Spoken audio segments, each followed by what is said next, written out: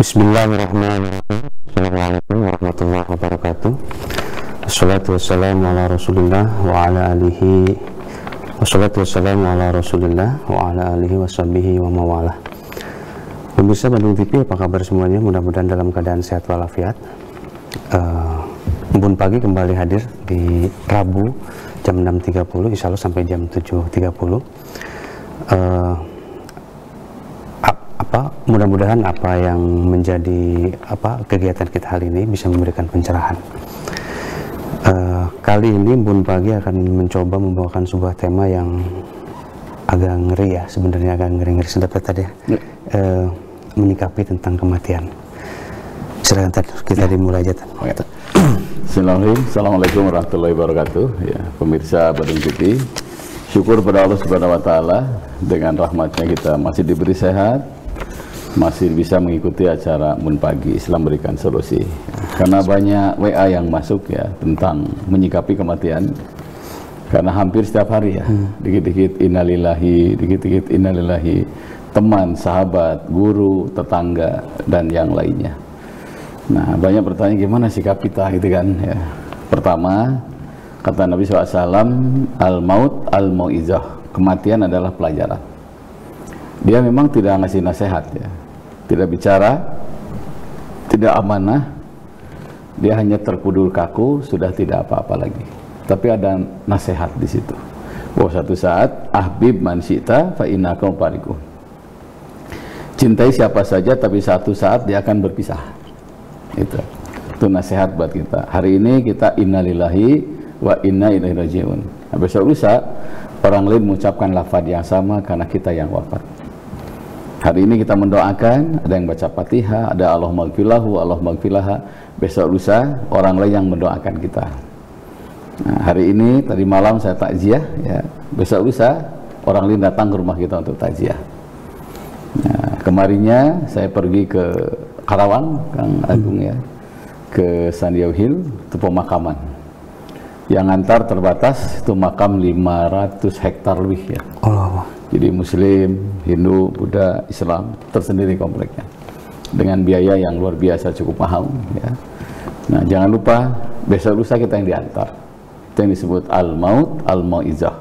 Kematian adalah pelajaran. Semua ditinggalkan, nah kecuali 3. 1, sedekatin jariyah, sedekah jariyah. Kedua, au ilmi yuntafa'u bihi, ilmu yang diamalkan. Makanya kita dapat ilmu dari guru-guru kita, dari si A dapat ini, dari si B dapat ini, guru ini ngasih ini, ustadz ini ngasih ini, amalkan terus. Karena ternyata Islam itu agama yang mengedepankan amal. Nah, tahliqul ilmi bil amal, jemput ilmu itu dengan amal. Makin sering mengamalkan ilmu, insya Allah makin tambah ilmu yang baru. Konon kabarnya minimal 10 ya. Jadi kalau kita ngamalkan sholat, satu saat ilmu datang 10. Karena prinsipnya manja bil hasanati falahu asyru amsalihha. Siapa yang berbuat baik, Allah lipat gandakan 10 kali lipat. Khusus menyampaikan ilmu itu pasti akan datang 10 ilmu baru. Karena itu ilmu tidak akan habis karena diajarkan. Nah, ilmu itu akan habis kalau kita sudah wafat. Dan yang diamalkan itulah yang akan menemani kita. Nah, yang terakhir, awaladin salihin yad'ulahu, atau anak saleh yang mendoakan kedua orang tuanya. Nah, untuk ini pelajaran di situ buat kita. Segera bersedekah, segera amalkan ilmu, segera didik anak-anak kita menjadi anak yang saleh dan salihah. Yang kedua, kata Nabi SAW, menyikapi kematian ini hendaklah mendoakan. Karena orang yang meninggal itu bukan habis masalah, tapi mulai dipermasalahkan. Begitu berat masalah dikubur sampai butuh bantuan dari yang hidup. Itulah sebabnya jangankan menghususkan gitu ya. Melewat saja itu dianjurkan baca salam. Terpakai motor, lewat makam kaum muslimin. Minimal pelan, maksimal berhenti. Ucapkan salam.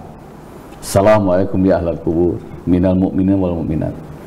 Nah, atau dengan bahasa Indonesia, selamat berkah untuk penghuni kubur ini.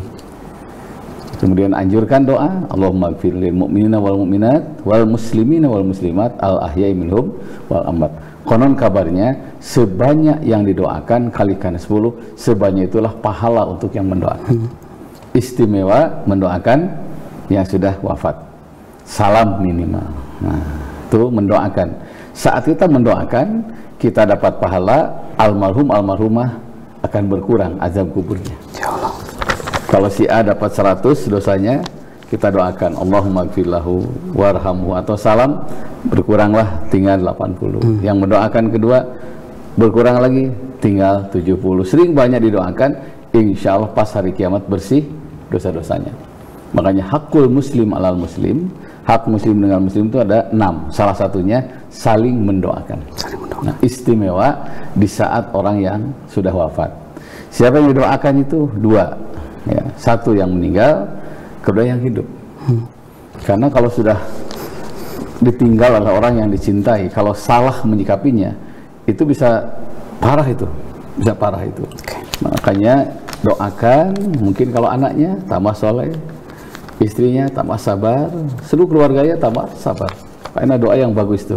Rabbana afrik alaina sabra wa tsabbit aqdamana wansurna 'alal qaumil kafirin. Konon kabarnya sabar itu harus ditingkatkan ketika ada yang meninggal. Ya ladzina amanu sabiru wasabiru warabitu la'alakum tuflihun. Wahai orang yang beriman, sabarlah, tingkatkan kesabaran. Malah harus ditingkatkan. Ditingkatkan. Allahu Akbar. Sabir, tingkatkan kesabaran. Warabitu, siap-siaplah, siap-siagalah. Karena satu saat orang yang kita cintai dan mencintai kita, Allah panggil. Nah, itu kedua, doakan.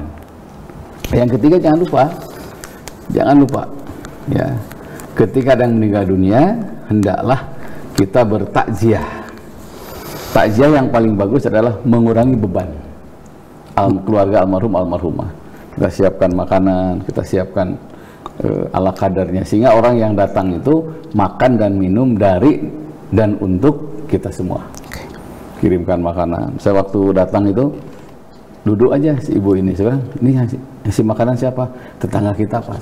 Di sini sudah terbiasa ada yang meninggal dunia, yang punya rumah tidak boleh sibuk, apalagi sampai ngajung ke hutang, itu salah. Dari saya berasnya, dari saya basoknya, dari saya satenya dan sebagainya.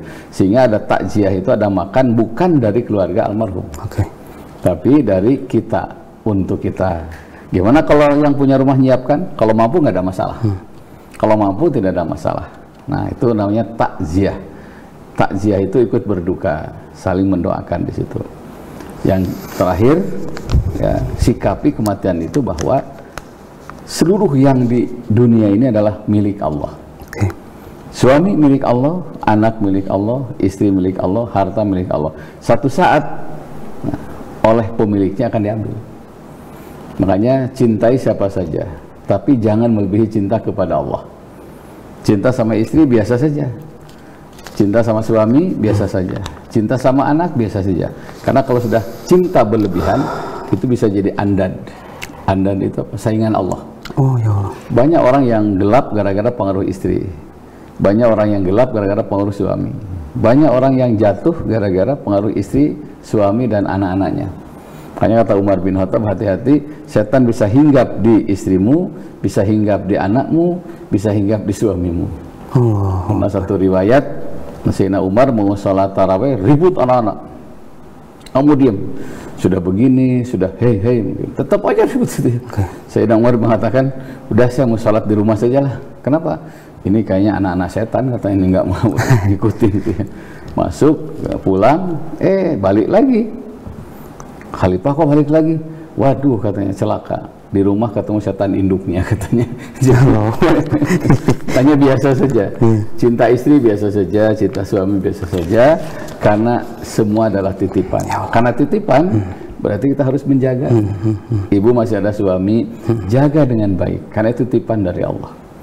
Kita masih punya istri, jaga dengan baik, karena hakikatnya isi titipan dari Allah. Kita punya anak, jaga dengan baik, karena anak titipan dari Allah. Masih ada orang tua walaupun sudah sepuh, jaga, karena itu titipan dari Allah. Setiap orang yang meninggal dunia pasti akan ditanya tentang titipannya. Saya akan ditanya tentang istri, istri akan ditanya tentang suami, dan kita akan ditanya tentang anak. Tapi bersyukurlah karena Allah tidak melihat hasil, tapi Allah melihat usaha maksimal. Itu yang paling penting. Anakmu soleh tidak? Bukan. Apa usahamu supaya anakmu soleh? Didengar, tidak didengar, terus kasih nasihat. Karena itu ternyata ada yang tidak boleh bosan. Ada yang tidak boleh bosan. Salah satu ngasih nasihat. Didengar nggak didengar, kasih tahu. Sama orang tua juga sama anak juga sama mantu juga sama. Begitu ya Pak Gung? Oke. Luar biasa sekali. Baik pemirsa Bandung TV, sebelum kita lanjut lagi, kita nanti akan lihat dulu beberapa pesan berikut. Silakan.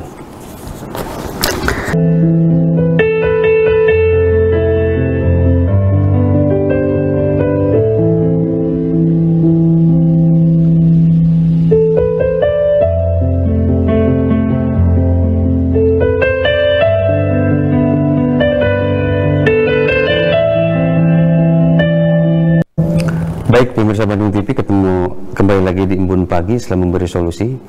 Pemirsa di rumah bisa menghubungi kami di line interaktif 0227214214 atau di line interaktifnya Pak Ustadz, nomor WA-nya 081221116740. Sebelum ada yang bertanya, kita akan lanjut lagi. Banyak orang yang beranggapan bahwa, bukan beranggapan ya, di tengah pandemi ini orang jadi mulai sadar bahwa investasi itu bukan lagi hal yang rumah atau mobil atau jabatan yang lain-lain gitu tadi ya. Ada yang orang yang suka agak lupa bahwa investasi itu adalah salah satunya mempunyai anak yang soleh tadi. Tadi juga anak yang soleh yang mendoakan itu tadi. Coba tadi bisa diindikan. Iya, begini. Ketika kita meninggal dunia itu terputus semua amal. Ila min salasin, kecuali 3. Pertama, sedekatin jariyatin, sedekah jariah. Apa itu sedekah? Kullu ma'rufin sedekah. Setiap kebaikan adalah sedekah. Baik yang sifatnya hisyah ataupun maknawiyah. Hisyah itu yang sifatnya harta ya. Bisa kurban, bisa wakaf, bisa sedekah, bisa infak, beasiswa, bisa walimah, bisa makdabah. Kurang lebih ada 13 pondok Islam. Ada juga sedekah yang sifatnya maknawiyah, tidak terasa secara fisik tapi sangat bermanfaat, bisa menyelamatkan lisan. Kita ngasih nasihat, sedekah. Kita bicara baik, sedekah. Kita ngasih solusi juga sedekah. Makanya kata Nabi, as-samtu jainul lil alim. Diam itu hiasan orang yang berilmu. Daripada bicara menimbulkan masalah, udah diam aja. As-samtul islah, diam itu damai. Ada orang tuh damai karena orang itu diam. Ada orang itu berantem gara-gara lisan dia. Ini hati-hati ya dengan lisan itu. Innal bala'a muaqalun bil mantik. Bencana itu berawal dari lidah. Nah, dari ujung rambut ke ujung kaki semuanya bisa jadi sumber kebaikan. Dengan tangan kita bisa jadi sedekah. Nah, orang saya tahu tadi malam kemarin yang dapat emas tuh ya, Grecia Poli dan Apriani ya, misalnya itu ya, itu tangan. Dari situ se-Indonesia bahagia, se-Indonesia harum. Melupakan sejenak segala penderitaan. Melupakan penderitaan pandemik ya. Karena albirru hukmun bighairi ahli. Kebaikan itu akan dirasakan oleh orang yang tidak mengerjakan. Prestasi baik itu akan dirasakan oleh orang yang tidak mengerjakan. Gara-gara 2 orang ini nama kita jadi harum. Pokoknya kebayang itu mengalir terus, mengalir terus. Begitupun yang lainnya. Tapi banyak orang yang tahunya ingin berprestasi, tidak tahu nih apa penyebab orang itu berprestasi. Nah, yang kedua, au ilmi yuntafa'u bihi, atau ilmu yang diamalkan. Jadi seluruh guru itu kita cari. Tujuannya bukan hanya mencari ilmu, tapi harus mengamalkan ilmu. Makanya katanya seluruh manusia akan tenggelam, kecuali yang berilmu. Seluruh yang berilmu akan celaka, kecuali yang mengamalkan ilmu itu. Seluruh yang mengamalkan ilmu itu akan rugi, kecuali dengan ikhlas. Ini luar biasa tuh ya. Luar biasa ya, tahapan-tahapan. Apa itu ikhlas? Antah juzahu an maharimillah. Memagari diri dari yang diharamkan oleh Allah. Itu namanya ikhlas. Jadi sampaikan ilmu, setelah menyampaikan pagar diri kita dari yang diharamkan oleh Allah. Berarti kabur maqtan indallah an taqulu ma la taf'alun. Sangat besar kebencian Allah kepada orang yang mengatakan tapi tidak mengamalkan. Ya Allah. Itu sangat besar. Nah, ilmu dapat amalkan, ilmu dapat amalkan, ilmu dapat amalkan. Mengetahui tapi tidak diamalkan itu yang paling besar. Makanya orang bodoh katanya berbuat dosa 100 dosanya, bahkan bisa aja dimaafkan. Kalau orang yang berilmu berbuat dosa itu lebih besar dosanya. Berarti itu lebih ke apa, kecenderungan fasik itu tadi? Iya, fasik. Orang-orang fasik itu yang dapat ilmu tapi tidak diamalkan.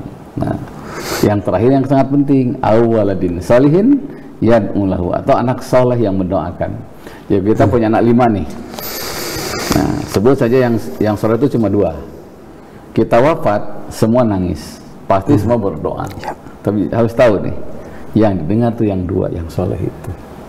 Makanya penting kita punya anak cadangan. Punya anak cadangan apa? Anak asuh, panti asuhan, biaya orang yang tidak mampu. Itu istilah saya anak cadangan. Karena kita butuh bantuan dari orang yang mendoakan. Rubba akhilaka lam talidu umuka. Betapa banyak anak yang tidak dilahirkan dari ibu kita. Ada anak yang tidak kita lahirkan, ada anak yang tidak kita urus, tapi membantu kita siapa? Anak-anak yatim yang kita pelihara.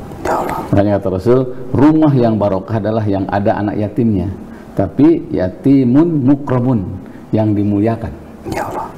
Bukan orang yang maaf dipekerjakan tanpa upah ya, diperas tenaganya, itu bukan itu. Jadi yatimun mukramun, anak yatim yang dimuliakan, dididik, disekolahkan, disuruh bekerja, itu bagian dari amal soleh. Makanya pernah Kiai Ahmad Dahlan itu ya, tokoh Muhammadiyah ya, wah itu luar biasa pergerakan ini. Beliau ini tiap hari ngajarkan al-ma'un terus. Arwa'aital ladzi yukadzibu bidin fadzalika ladzi yad'u yatim.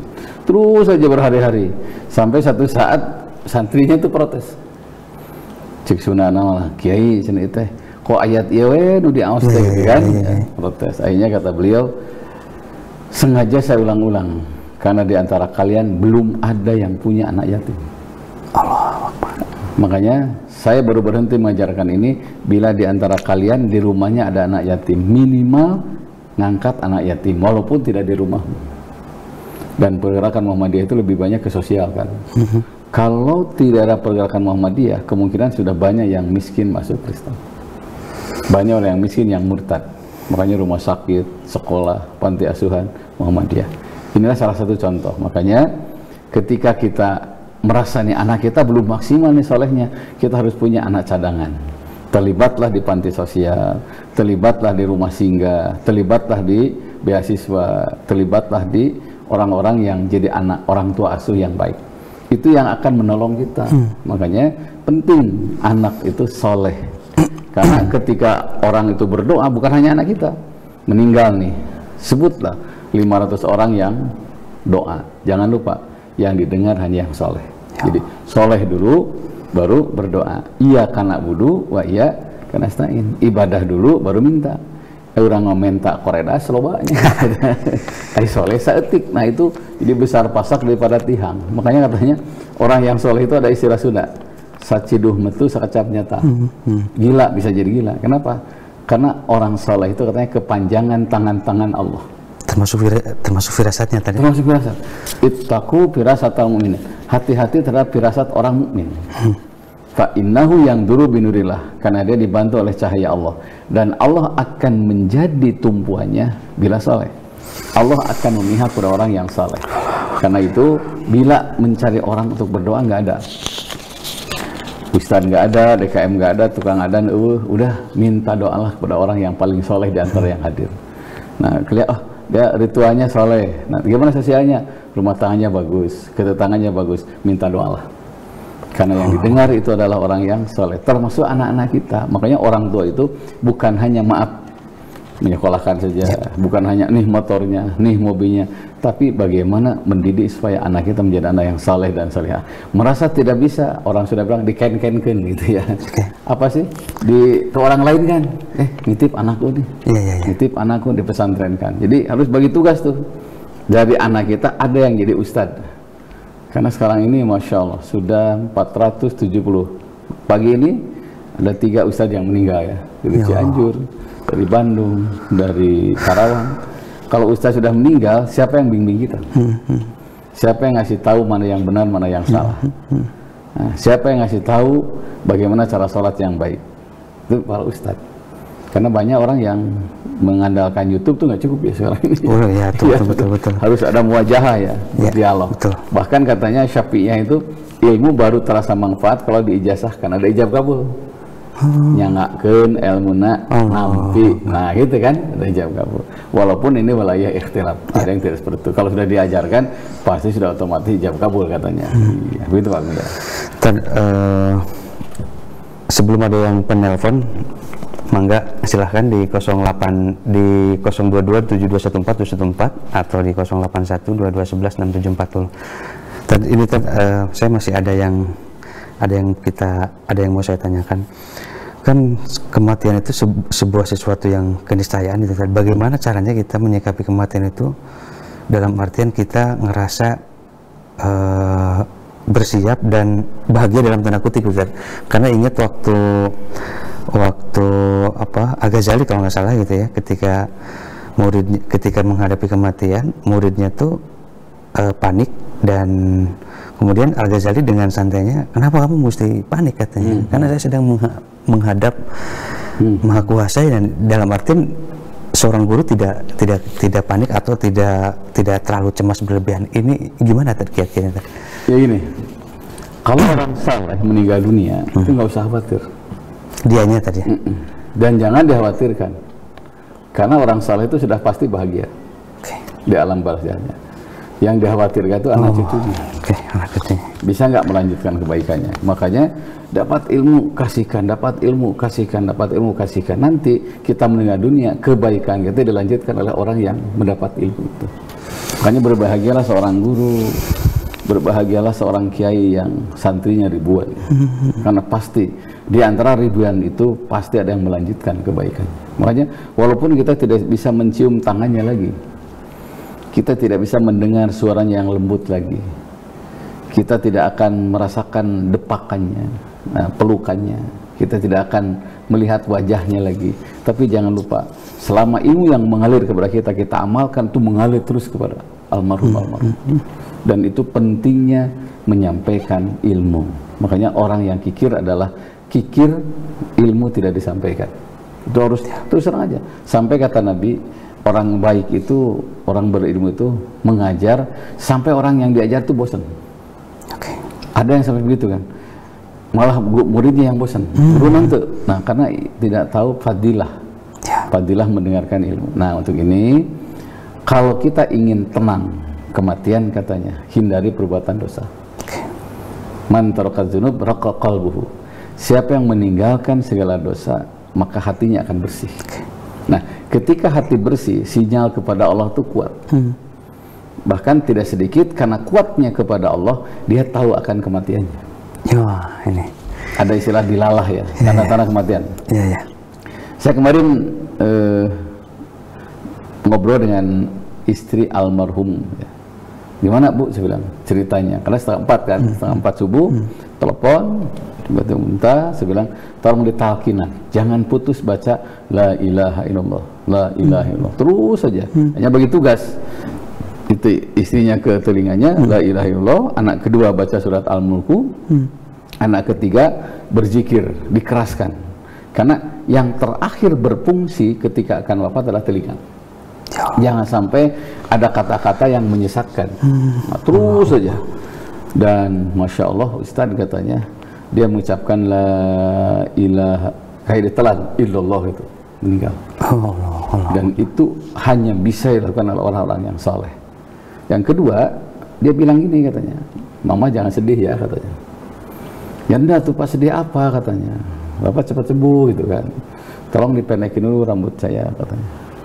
Sudah berapa ya, 60 tahun rumah tangga, tiba-tiba ingin dipendekin oleh istrinya, enggak mau dipendekin. Cuma saya lihat dia, semua yang hadir mengatakan kayak sudah tahu jadwal kematian.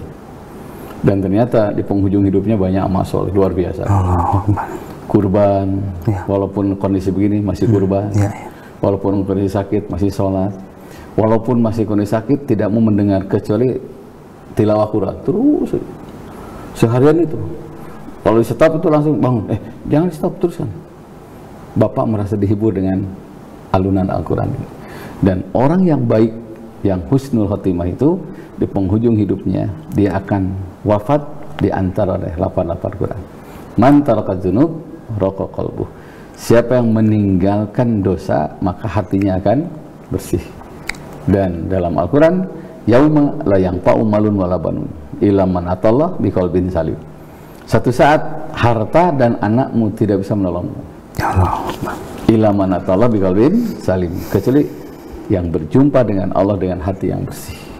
Makanya hindari perbuatan dosa. Kamu geus umur sakieu malah geus waktosna kita itu meninggalkan dosa. Kenapa?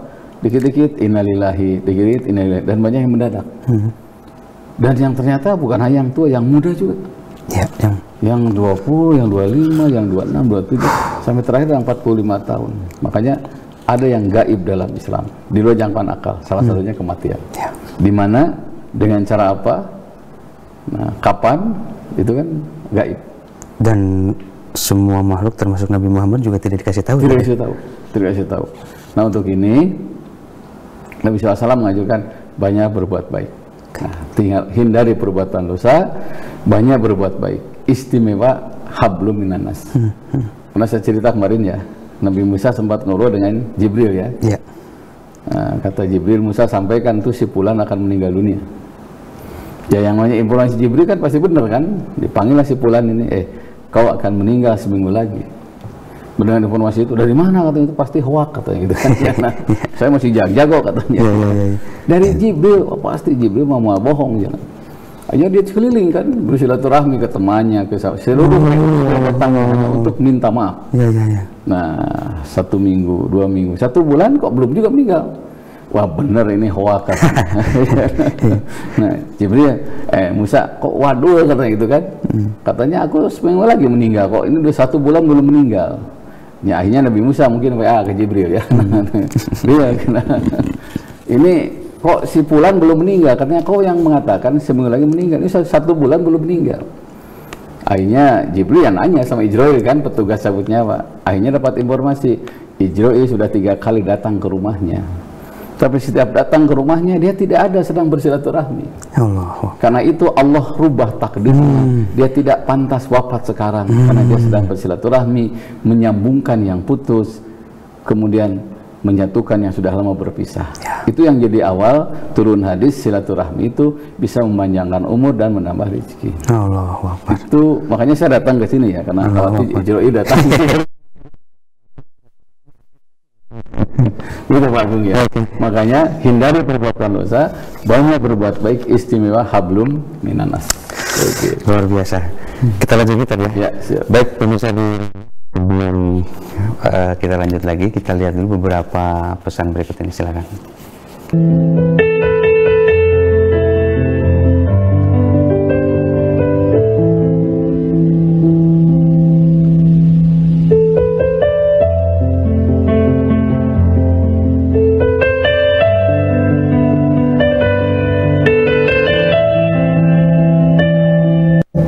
Baik pemirsa di rumah, kembali lagi di Embun Pagi ya, Islam Memberi Solusi, yang tayang setiap hari Rabu jam 6.30 sampai jam 7.30. Pemirsa di rumah bisa menghubungi kami di line interaktif 0227214214 atau di 08122116740. Silahkan masih bisa interaktif ke nomor kami ya. Ada beberapa teman yang bertanya, artinya investasi itu salah satunya ilmu yang bermanfaat. Tetapi juga ada orang yang beranggapan bahwa jangan sampai ilmu ini tidak bermanfaat aja. Artinya hari-hari ini kita disibukkan dengan berbagai kehancuran dengan orang-orang cerdas gitu tadi. Cerdas tanda kutip. Silakan tadi. Ya, jadi gini. Makanya agama itu penting ya. Ya, luar biasa nih agama. Kun musliman qabla kulli syai. Jadilah seorang muslim sebelum apa-apa. Allah. Jadi pintar silahkan, tapi muslim dulu. Kaya silahkan, tapi muslim dulu. Allahu Akbar. Punya kedudukan silahkan, tapi muslim dulu. Karena muslim itu kan aslama muslim islaman, selamat dan menyelamatkan. Jadi segala yang dia miliki selamat untuk dirinya, juga menyelamatkan orang lain. Nama lainnya adalah manfaat. Nah, karena kalau sudah dibekali agama, A itu tidak. Agama itu kacau, agama tidak kacau. Jadi ilmu yang dia miliki, kalau sebelumnya beragama, tidak mengacaukan suasana. Jangan lupa Hiroshima juga hancur karena ilmu itu. Ya. Banyak yang berantem gara-gara ilmu. Nah, karena ilmu yang mana? Yang sebelumnya tidak kuat agamanya. Ya. Makanya anak-anak kita yang ada di rumah sekarang, Masya Allah ya, orang tua tuh sudah bingung sekarang ini. Ya. Sampai tiap hari itu rata-rata 10, 15 yang kena radiasi handphone. Anak kecil. Ya Allah. Nah, itu karena ilmu. Ya, Makanya dampingi dengan agama. Dampingi dengan agama. Sehingga ilmu yang dia dapat tuh benar-benar bermanfaat. Ya. Bukan mencelakakan. Bukan merugikan. Bukan membunuh. Tapi bermanfaat. Dalam hadis itu, dalam Quran ini, siapa yang menghidupkan manusia dengan ilmu yang dia miliki. Pokoknya gini, saya pernah nge-share ya, seseorang sembuh dengan kelapa hijau. Nge-share ya, tiba-tiba malamnya ada yang nelpon, bilang terima kasih Tad, terima kasih katanya, imun tubuh dia jadi naik gara-gara kelapa hijau itu. Saya sempat merenung, oh gitu, kapan? 2 hari yang lalu kan Ustaz nge-share sama saya katanya. Saya ingat satu ayat Quran ya, siapa menghidupi satu orang manusia faka'annama ahyan nas jami'an, sama dengan menghidupkan seluruh manusia, seolah-olah gitu kan. Siapa yang membunuh satu orang faka'annama qatlanas jami'an, sama dengan seolah-olah membunuh seluruh manusia. Bisa dibayangkan itu ya, berapa banyak orang yang mati gara-gara ilmu yang tidak dipenuhi dengan agama. Saya kira agama manapun pasti tidak mau mencelakakan orang lain. Cuma karena agama tidak ada, Allah tidak ada dalam dirinya, egonya lebih tinggi daripada agamanya, dan itu bahaya. Fa inasyaitona ma'al wahid. Setan itu bersama orang-orang yang egois. Makanya sebelum teknologi kita miliki, agama perkuat dulu. Agama perkuat dulu. Karena kita bukan hanya sukses dunia, tapi juga ingin selamat di akhirat. Ya, saya punya teman ya, tiba-tiba anaknya disuruh ngaji. Pokoknya saya cerupkan dulu, bebas dulu huruf Al-Quran. Nah, sudah bisa baca Quran, dia datangkan guru tafsir, khusus itu mendalamnya tentang hak dan benar, hak dan benar. Ujungnya baru dikasih motor. Alhamdulillah, kalau lagi touring kemana saja, pasti yang dia ngomando, salat dulu. Jadi imam. Saya bilang, oh gitu Pak, Alhamdulillah. Ini itu yang disebut dengan kun musliman qabla kulli syai. Jadilah seorang muslim sebelum apa-apa. Yang kedua Nabi Ibrahim. Iya. Kan waktu itu Nabi Ibrahim itu punya masyarakat yang Masya Allah ya, rindu punya anak kaya, rindu punya anak berilmu, rindu punya anak punya kedudukan. Nabi Ibrahim cuma minta 2 waktu itu. 1, Rabbi habli minas sholihin. Ya Allah. Gak banyak, ya Allah saya minta cukup anak saya soleh saja udah cukup. Yang kedua, Rabbi ja'alni muqimas sholah wa min dzurriyyati rabbana wa taqabbal du'a. Saya cukup anak saya itu sholat. Sampai ada zaman nanya, apakah Nabi Ibrahim tidak ingin punya anaknya pintar? Ya pasti ingin lah. Ya. Mau mungkin jadi Nabi bodoh kan? Betul, gitu, betul, betul. Pintar, punya anak kaya ingin, tapi skala prioritas. Ya. Sebelum pintar, sebelum punya kekayaan, kun musliman qabla kulli syai. Jadilah seorang muslim sebelum apa-apa. Ujungnya apa? Kalau sudah soleh, rezeki nuturkan, jabatan duduk nuturkan, dan ujungnya apa? Karena pejabat yang soleh, akhirnya Nabi Ibrahim dapat gelar warasatul anbiya, pewaris para nabi kan. Pewaris namanya. Jadi istrinya juga sama, pewaris para nabi. Makanya untuk anak-anak jadilah Ismail, untuk bapak-bapak jadilah Ibrahim, nah, untuk ibu-ibu jadilah Siti Hajar. Itu yang saya sampaikan dalam khutbah kemarin ya. Karena sekarang ini butuh orang yang soleh, nu pinter malu Pak. Nah itu kan. Tanu soleh nu hese mah. Betul. Ya. Luar biasa. Pinter soleh, waduh itu dicari. Makanya kalau ibu-ibu tadi ada WA jam berapa? Jam 3. Ustaz saya punya calon mantu 2 katanya. Calon ya? Calon. Saya bilang, ibu yang mana imut? Saya tanya istiharoh aja dulu. Tapi saya sekedar masukkan, mana yang paling bagus agamanya? Ya. Minimal bisa ngaji lah saya bilang. Luar biasa. Kalau bisa ngaji kan lumayan lah, hiji jeung hiji 2. Mun bisa ngaji bisa ngadoa. Urang maot kan ngadoakeun. Allahu Akbar. 2 jeung 2 kan 4. Mun bisa ngadoa menang berkat kan. Bahkan almarhum Habibie juga sempat bilang gitu tadi ya. Ternyata semua ilmu saya, teknologi dan sebagainya yang lain-lain pada akhirnya juga tidak bermanfaat. Hanya kesolehan. Begitu. Oke pemirsa, silakan masih bisa bertanya. Ini sebelum ada yang bertanya tadi, ini ada yang bertanya di netizen tadi ya, di 522. Ini kan tadi memindahkan mayit, ini hukumnya gimana katanya tadi yang memang sudah terkubur yang lama? Ya gini, seluruh mazhab berbeda ya. Oke. Sepakat seluruh mazhab tidak boleh memindahkan jenazah kecuali Imam Syafi'i. Bahkan dalam Islam itu di mana meninggal di situ dimakamkan. Nabi lahir di Mekah, meninggal di Madinah, dimakamkan di Madinah. Nah, tapi karena kita butuh ziarah kubur, butuh keselamatan. Islam itu selamat dan menyelamatkan. Kalau ziarah kubur itu menempuh jarak cukup jauh, sedangkan bagaimana supaya berenang sambil menyelam, kan istilahnya. Artinya kalau ziarah sekaligus lebih enak, dipusatkan saja. Jadi kakek, nenek, bapak, semua di situ, nah itu boleh dipindahkan demi keselamatan. Karena ada hadis ini, man zara qabra abawaihi, siapa yang ziarah ke kuburan kedua orang tuanya, au ahadima, atau salah satu di antara keduanya, ghufrilahu, dimaafkan dosa-dosanya. Wa kutiba, baru dicatat termasuk amal kebaikan. Nah, mazhab Imam Syafi'i membolehkan memindahkan kuburan. Tapi di luar itu tidak boleh, cukup di tempat itu dan kita bisa ziarah sekaligus ngumpul dengan keluarga, ya bisa refreshing kan di situ.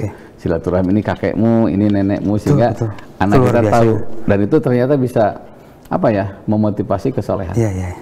Meskipun memang juga tidak perlu dibangun kayak nggak boleh apa sampai terlalu ya kayak, karena kemuliaan orang tuh bukan lihat tadi megahnya kuburan. Iya. Kalau kemuliaan orang itu karena megahnya kuburan, harusnya kuburan Nabi itu megah. Luar biasa ya. Jadi kalau lihat itu sederhana sekali. Iya. Karena kemuliaan seseorang itu bukan megahnya kuburan, tapi ketika hidup bermanfaat tidak. Allah. Kan dalam Quran itu wa amma mayang faunas payam gusupilar. Kalau orang bermanfaat itu akan dikenang. Bukan karena kuburannya, karena manfaatnya itu. Walaupun sudah ada di perut bumi. Allah. Gitu ya. Nabi Muhammad tidak punya medsos, tidak punya yang lain-lain, tetapi sampai hari ini luar biasa tadi yang luar biasa. Yang nggak usah khawatir ya, nggak punya handphone, nggak usah, penting soleh lah. Tad, ada lagi tadi yang bertanya tadi di 472 ini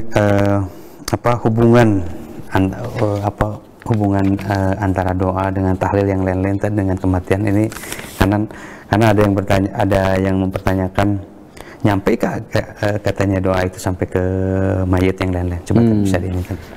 Begini, dan itu pasti nyampe. Ya. Jadi seluruh doa dan yang mendoakan itu nyampe. Karena gini, secara pribadi almarhum itu putus amalnya. Secara pribadi ya. Iza matabnu adama ing qata'a amalu ila min salasin. Apabila anak Adam meninggal dunia, terputus amalnya. Jadi yang putus amalnya yang meninggal. Yang hidup masih ngalir.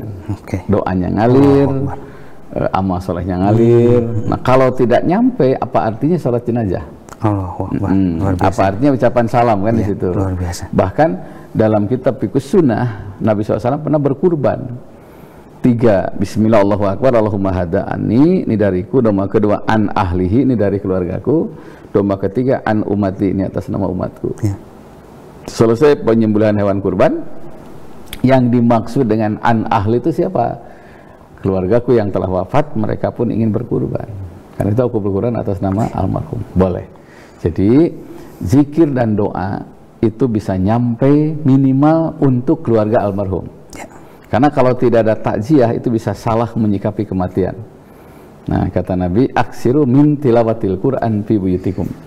Perbanyak kalian baca Quran di rumah-rumah kalian. Fa innal baital ladzi la yuqra'u fihil Qur'anu, sesungguhnya rumah yang tidak Quran Al-Qur'an dalamnya yaqilu khairu, sedikit kebaikannya. Wa yaksyuru syarruhu, lebih banyak keburukannya. Wa yadiku ala ahli, penghuninya akan ditimpa berbagai kesusahan. Istimewa di saat ditinggal oleh orang yang dicintai dan mencintai. Kan afdalul zikri Al-Quran. Sebaik-baik zikir itu adalah Al-Quran. Lebih baik ingat Al-Quran daripada ingat terus sama almarhum. Karena kalau ingat Al-Quran pasti ada penawar. Ada penawar. Penawar. Kalau ingat terus sama yang meninggal, itu malah daun tambah sakit. Saya pernah menemukan ada 3 bulan orang yang ngobrol dengan foto ya. Nah, sebelum tidur dia natap foto, sebelum makan dia panggil almarhum. Pah makan dulu. Ya Allah. Nah, Pah ke pasar dulu. Coba. Sebelum tidur dia tatap wajahnya. Kayak bener tapi salah itu. Natap foto baru tidur. Coba kalau foto ngeradak huay, mandi katanya. Sehingga bener tapi salah. Makanya penting yang namanya takziah itu. Luar biasa. Setingkat Nabi saja waktu ditinggal Siti Khadijah, ya Allah, engkau yang mematikan manusia, engkau yang menghidupkan manusia, istriku telah engkau wafatkan, hiburlah aku. Itu yang menyebabkan peristiwa Isra Mi'raj kan. Nah, jadi setingkat Nabi saja itu minta dihibur oleh Allah. Itu menunjukkan betapa penting takziah itu. Karena kita memberikan nasihat, mengajak berzikir, minimal meyakini bahwa kematian adalah kebesaran Allah. Coba kalau nggak usah dari zaman Nabi Adam lah, sejak merdeka saja, kalau di Indonesia nggak ada yang mati, penuh itu, wah ribu karorat kabeh di jalan terlalu bangunnya. Itu jadi kematian itu bagian dari kasih sayang Allah. Makanya dalam Islam bila ada meninggal dunia, allazina idza asobatum musibah qalu inna lillahi wa inna ilaihi raji'un. Itu pas itu kata-kata itu. Jangan sampai ada bicara jika. Jika saya ke bapak, jangan, nggak ada jika. Udah innalillahi wa inna ilaihi raji'un. Ke rumah sakit pulang. Jika ke rumah sakit B, jangan. Jika ke dokter A, nggak boleh. Tidak ada jika, tidak ada kapan. Udah yang pas innalillahi wa inna ilaihi raji'un. Ini dengan cara ini. Ya. Dan kalau hubungannya dengan semakin banyak yang datang ke makam atau semakin itu gimana tadi? Apakah ada korelasinya tadi semakin juga insya Allah ampunan yang lain-lain? Dalam kitab Zarah ya, Imam Ibn Asyud itu mengungkapkan makin banyak yang mendoakan, ini yang penting ya, mendoakan. Makin banyak berubah nasib almarhum itu. Lebih baik. Itu yang penting mendoakan, bukan ngabringnya. Sesempat memakamkan dia. Memakamkan jam 2:30 malam, subuh ya, karena Covid waktu itu. Diantar terbatas ya, hanya beberapa orang. Saya merenung terus ya, bagaimana kalau orang yang nggak punya bekal, coba. Dia tidak punya amal, dia tidak punya kebaikan. Sudah dimakamkan tengah malam, diantar ku saeutik, gitu, kabayang untuk boga amal gitu. Nah, akhirnya untung kemuliaan seseorang itu bukan dilihat dari jumlah yang antar. Saya ulang ya, kemuliaan seseorang itu bukan dilihat jumlahnya yang antar, tapi seberapa banyak yang mendoakan. Ada yang sama 3 orang, ada yang sama 4 orang, sama dengan kemarin yang nikah itu hanya 30 orang ya, sekarang ini. Nah, kalau tidak punya kebaikan, kebayang dia tidak punya sumber keselamatan. Nah, makanya tujuan ngantar itu sebetulnya mendoakan. Nah, sekarang tuh banyak yang lupa. Dalam kitab tentang ziarah tuh sebaiknya berzikir semuanya, la ilaha illallah, la ilaha illallah, bahkan dikeraskan. Karena seluruh yang meninggal dunia kata Nabi akan dihimpit dengan bumi. Ya Allah. Dan himpitan itu akan terasa renggang, tidak menyiksa almarhum almarhumah bila yang ngantar itu kedengaran berzikir. Ada yang mengatakan surat Al-Qadar, penting berzikirlah di situ. Nah, kedua didoakan. Sepanjang jalan Allahumma gfirlahu, Allahumma gfirlahu, Allahumma gfirlahu. 100 ngurangin 80, Allahumma gfirlahu yang kedua 60. Pas dimakamkan sudah bersih dosa-dosanya karena didoakan oleh orang yang antar. Bahkan sebaiknya bukan pakai ambulan ya, kalau dekat tuh digotong. Makanya kalau pernah kita umroh ya Pak gue, coba lihat di Mekah itu. Kalau ada yang meninggal tuh paboro-boro itu kan. Karena seberat jenazah, seberat itulah dosa yang gotong dimaafkan Allah. Saya pernah itu pas umroh tahun berapa ya, dari Madinah di perjalanan di Wadi Kuda itu ada yang muntah ya. Saya bilang aduh ini Masya Allah, saya bilang ini sedang ihram lagi kan, sedang ihram. Langsung diobati segala macam. Sampai ke Mekah, istirahat sejenak, langsung tawaf umroh kan dengan sa'i. Si bapak di kamar. Rencananya selesai istrinya umroh kita temani, didampingi kan, pulang tawaf dan sa'i sudah meninggal.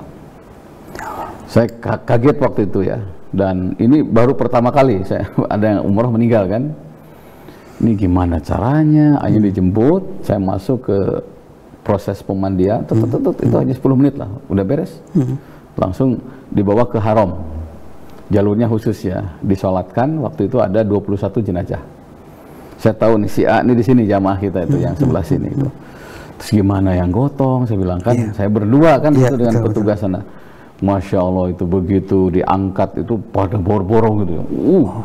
Terus sampai ngangkat sampai masukkan ke mobil itu masih juga orang yang megang gini. Terus sampai ke pemakaman ya di sebelah utara Masjidil Haram. Sampai ke sana ternyata ditunggu oleh orang yang memakamkan. Langsung dibuka, masukkan. Nah, selesai.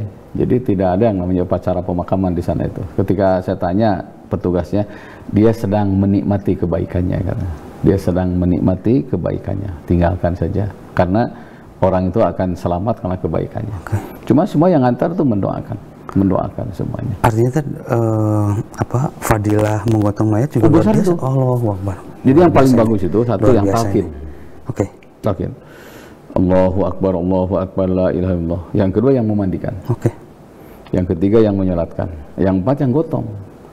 Itu seberat jenazah kalikan 10, sebanyak itulah pahala untuk yang gotong. Boro-boro itu ya. Dan rata-rata orang yang Timur Tengah ya. Orang Indonesia mas hari mopon, tukang nyerempon. Nah itu ya, nah itu kadang-kadang juga agak malah jadi berpikir yang lain-lain gitu ya. Itu sion cina, ini kesempatan gotong itu kan lobaan mah sion gitu. Amunu mayit minta rokok karena sion bilang gitu ya. Itu pada takut gotong. Luar biasa. Bahkan bagus. Saya pernah memakamkan seseorang di Garut itu dari ujung sampai ujung itu terus digotong semuanya. Tapi ya karena agama itu kan inna dina yusrun, agama itu mudah ya. Kalau mudah didorong ya dorong, kalau mudah mobil, tapi tidak mesti digotong semuanya. Kalau orang banyak ya tentu jadi masalah. Jadi maslahatnya harus dikedepankan daripada madarat. Inna dina yusrun, agama itu mudah. Gitu. Termasuk juga kan bagi orang-orang yang di luar pejabat atau yang lain-lain kan, kalau meninggalnya pejabat itu pokoknya sirine yang nganter juga luar biasa banyak. Kalau kita kadang-kadang tidak punya jabatan, tidak punya ini, yang nganter juga kadang-kadang 4 orang, 5 orang, kadang-kadang sambil ngerokok yang lain-lain. Karena tidak karena pernah ada ya orang kaya lah, kayanya banget lah gitu ya, kaya banget. Saya baru tahu dia orang kaya aja setelah ternyata rumahnya masya Allah. Wafat kan ketika mendampingi suaminya. Semua keluarga sepakat akan dimakamkan di penguburan yang paling mewah di Indonesia sebagai penghormatan. Akhirnya adiknya itu cerita, sini katanya, saya ketemu almarhum walaupun suasana canda, tapi ada hal yang serius katanya dari candaan itu. Saya tidak mau dikuburkan di tempat yang mewah karena tidak akan mengurangi sisa kubur katanya. Ya Allah. Kalau penguburan yang mewah itu mengurangi sisa kubur, saya akan di sana. Karena saya lebih cenderung bahagia atau tidak dikubur bukan karena mewahnya kuburan, tapi sejauh mana orang itu banyak beramal. Langsung dirubah dan dimakamkan di keluarga di Jakarta. Tidak jadi. Saya sempat merenung, kata Nabi kan orangnya sederhana, tapi di hadapan Allah itu mempesona karena kebaikannya. Dia tidak dikenal di bumi, tapi dikenal di langit. Itu orang baik. Jadi nggak usah kecil hati. Banyaklah berbuat baik. Walaupun diantar kutiluan, munkah dan analoba, itu tilu lebih dari 1000 orang. Nah, kam min fi'atin qalilatin ghalabas fi'atan kasiratan biiznillah. Betapa banyak orang yang sedikit tapi bisa mengalahkan pesonanya orang yang banyak. Karena kualitas kebaikannya. Gitu ya. Jadi nggak usah kecil hati. Udah sederhana aja kan. Kanu ayanu pupus, ayanu maut, ayanu paeh, itu hanya manusia. Yang penting di hadapan Allah kita mulia. Sederhana, tapi di hadapan Allah mempesona karena kebaikannya. Jadi dia tidak dikenal di hadapan manusia karena kesederhananya. Saya jadi teringat Pak ya, kata Nabi, ada ahli surga Allah masuk ruangan ini katanya. Kita nunggulah, kita hormati dulu. Sahabat tuh kaget, kok demi menghormati orang ini sampai meeting ditangguhkan. Masuklah seseorang, senangnya dijepit gini. Jenggotnya basah, bajunya sederhana. Orang yang lain, yang hadir tuh si yang lain, cina lain, iya. Banyak penghuni surga cina sederhana gitu. Ternyata benar orang ini. Sampai Amr bin As itu penasaran ya. Demi menghormati orang ini sampai Rasul menahukan. Akhirnya dia pura-pura bertengkar dengan istrinya, tidur di situ. Ya malam hari tidak tahajud, subuh bangun, setelah subuh baca Quran juga masih ya berantakan biasa. Sholat duha, Amr bin As. Orang ini nggak sholat duha. Saya itu pas saya itu sering pemajikan teh bahasa Sunda. Tapi saya tidur di sini ingin tahu amal solehmu tuh apa, karena namamu disebut oleh Nabi sampai rapat ditangguhkan gara-gara menghormati kamu katanya. Ya saya nggak punya apa-apa katanya, saya belum pasti baca Quran, belum mampu sholat duha katanya. Tapi jangan lupa saya berusaha satu, tidak pernah menyakiti siapapun. Ya Allah. Makanya lebih dari pasti baca Quran, lebih dari tahajud, lebih dari apa? Tidak menyakiti orang lain. Makanya di saat pandemik ini kita tahu nih mana pahlawan kemanusiaan mana yang mengkhianati kemanusiaan. Di saat pandemi ini, ketinggal mana anu ngabantos, mana anu nyakot gitu kan. Sampai sekarang kan terungkap menimbun obat, dana sosial diambil, itu udah parah gitu kan. Kita nangis lihat orang yang meninggal bergelimpangan di mana-mana, tapi lebih nangis lagi orang yang memanfaatkan situasi ini untuk bisnis. Padahal bismillah dikedepankan itu. Gitu Pak Agung ya. Jadi nggak usah kecil hati. Ya, perbaikilah hubungan dengan manusia itu, insya Allah kita selamat. Ya. Baik pemirsa di rumah, luar biasa nih kita hari ini menyikapi tentang kematian. Mudah-mudahan ada manfaatnya. Insya Allah Rabu depan kita ketemu lagi. Tad dikasih konklusi, Tad kasih kesimpulan dan ditutup dengan doa. Ini yang WA banyak sekali ya. Insya Allah saya akan jawab di perjalanan. Satu, ahbib man syita fa innakum fariqu. Cintai siapa saja, tapi satu saat dia akan berpisah. Islam mengajarkan tidak boleh mencari kematian, tapi jangan melupakan kita akan mati. Dan meninggal dalam Islam bukan habis masalah, tapi mulai dipermasalahkan. Ketika meninggal dunia, terputus semua amal, kecuali 3. Ilmu yang dimanfaatkan, sedekah jariah, dan anak-anak saleh. Mari kita maksimal mencari ilmu dan kita amalkan. Mari kita bersedekah sesuai dengan kemampuan, dan mari kita didik anak-anak kita menjadi anak yang saleh. Karena ternyata ketika kita wafat, nasib kita akan baik karena 3 amal saleh ini. Yang terakhir, jangan lupa al-himyah ra'su kulli dawa, mencegah lebih baik daripada mengobati. Tetap total kesehatan kita laksanakan, masker, hindari kerumunan, karena Islam itu selamat dan menyelamatkan. Rabu depan ketemu lagi. Allahumma shalli ala Muhammad wa ali Muhammad wa barik wasallam. Amin ya Allah ya rabbal alamin. Allahumma inni as'aluka bi annaka antallah la ilaha illa anta al-ahadus samad alladzi lam yalid wa lam yulad wa lam yakul lahu kufuwan ahad. Ya Allah, jaga kami dari segala kesulitan, jaga kami dari segala penyakit, keluarkan dari diri kami dan keluarga kami berbagai bakteri yang bisa menyengsarakan kami. Rabbana atina min ladunka rahmatan wa hayyi lana min amrina rasyada. Wa tawaffana ma'al abrar wa tawaffana ma'al abrar. Bila saatnya kami wafat, wafatkan kami dalam keadaan baik. Wafatkan kami dalam keadaan husnul khotimah. Sahabat-sahabat kami, keluarga kami, guru-guru kami yang sedang sakit, sembuhkan mereka seperti sembuhnya Nabi Ayub dari sakitnya. Sahabat kami, keluarga kami, guru-guru kami yang sudah wafat, wafatkan almarhumah dengan wafat yang baik, yang husnul khotimah. Rabbana atina fid dunya hasanah wa fil akhirati hasanah wa qina azabannar. Subhana rabbika rabbil izzati amma yasifun. Salamun ala mursalin walhamdulillahi rabbil alamin. Amin ya rabbal alamin. Assalamualaikum warahmatullahi wabarakatuh. Baik pemirsa di rumah, alhamdulillah embun pagi Rabu ini telah selesai. Mudah-mudahan Rabu depan kalau ada umur kita bisa ketemu lagi. Banyak sekali kekurangan dari saya. Mudah-mudahan nanti mudah-mudahan semuanya bisa memberikan manfaat. Wabillahi taufiq wal hidayah. Assalamualaikum warahmatullahi wabarakatuh. Assalamualaikum.